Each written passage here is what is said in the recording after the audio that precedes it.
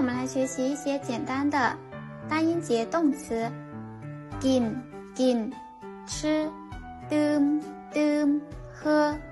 นอนนอน睡มามา来ไปไป去走กลับกลับ或者เมื่อเมื่อ回ยังยัง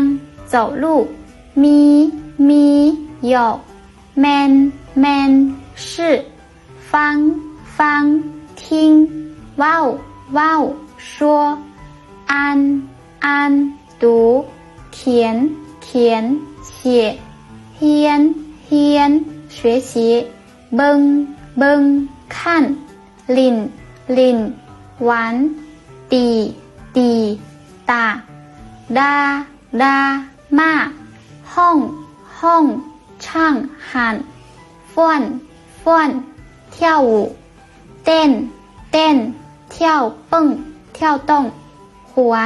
หัว大笑ยิ้มยิ้ม微笑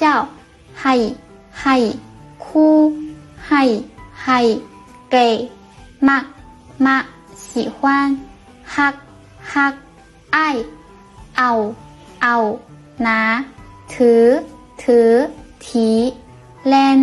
แลนเผายืนยืนจั่นนั่งนั่งจั่วเฮ็ดเฮ็ดจั่วเปิดเปิดไขไขคายปิดปิดอัดอัดกวนไส้ไส้ย่งหาหาเจ้าลืมลืม忘记จือจือจีจีเตอถามถาม问ตอบตอบ答回答คู่คู่知道ช่วยช่วย帮助ขี่ขี่骑乘坐搭塞塞穿戴装加